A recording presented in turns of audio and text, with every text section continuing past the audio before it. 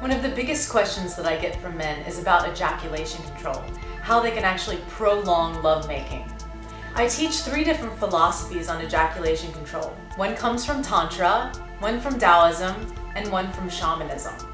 So the Tantrics believe that it's okay to ejaculate as long as you've transmuted your sexual energy or moved the sensations through their body at least 3 times. So if you've taken that sensation throughout your whole body, then when you ejaculate, you're actually not losing any of what they call life force or your energy.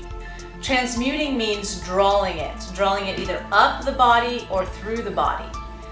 I usually say sexual energy, but you can also think of it as sensation. So if you have a lot of sexual sensation in your genitals, what you want to do is take that sensation and move it throughout the entire body. So one of the Tantra techniques to control ejaculation is that when you get to that moment where you feel like you're close, maybe let's say on a scale of 1 to 10 you're at a 7 or an 8, what you can do is take a nice big deep breath in, contract the muscles at the base of the body. So for men, this is specifically between the scrotum and the anus. You're contracting those muscles, holding the contraction and holding your breath, taking a sniff of air and exhaling. So it looks like this: deep breath in, contract and hold, sniff, and exhale. And you want to do this at least 3 times in each round. So there's 3 rounds and you're doing the breath 3 times. If you're working with a partner, you can tell your partner that you're playing with this and actually teach them the breath so that they can actually transmute with you. Or you can practice on your own. Actually, self-pleasuring on your own is really great because it informs how you make love.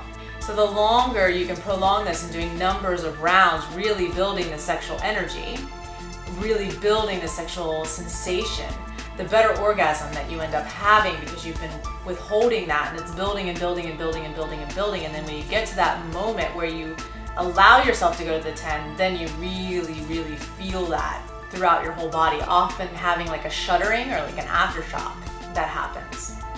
So in Tantra, as we learn how to move or transmute the sexual sensation throughout the body, you can actually become full body orgasmic. Full body orgasm feels like a tingling all over the body, and usually there's a dry orgasm, meaning that you're not ejaculating with it. Now the Taoists have a different point of view on ejaculation. They base it upon age. So for example, by the time you're 40, they said that you should never ever ejaculate because it's draining too much of your vital life force. Now I'm not saying that ejaculation is bad. Ejaculation is actually something that's very healthy, but it's being at choice. It's being able to control when you want to ejaculate and when you don't. As you age, your body actually starts, for men, producing more estrogen, which can actually lower your sex drive. So when you withhold ejaculating, you're actually building more sexiness. You're actually building your sex drive. So there's always sort of this buzz happening in your genitals. So you're always turned on. You're always in this orgasmic state, and you stay there. So it can actually increase your sexual drive. So one of the Taoist techniques is paying attention to that area between the scrotum and the anus, and you can contract there. Or another thing you can do is actually press. So if you take 2 fingers and you press into that point, they actually call it the $1 million point. You can press into that point at that time when you feel like you're about to ejaculate. You can also pull the testicles away from the body. So you may notice when you get close to that moment of ejaculation that your testicles move up towards your body. What you'll want to do at that point is actually make a ring with your fingers and pull the testicles gently away from the body. You can do this if you have a partner. You can teach them how to do this, pull away, or you can do it with yourself. So pulling the testicles away helps to delay ejaculation as well. Some men have the opposite problem, which is not being able to ejaculate. They can go and go and go and go. So then you want to go into the more shamanic view, which is celebrating the orgasm.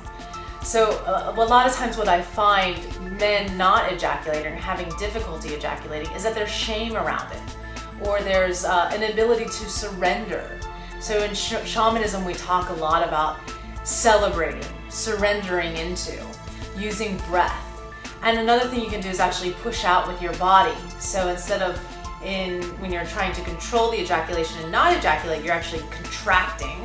But what you want to do when you are having difficulty ejaculating is actually relaxing into the ejaculation, to really surrender, to really go into a nice deep relaxation and a celebration of that. Something you can do with a partner is if you do have shame or this inability to ejaculate, one thing you can do is actually self-pleasure for them.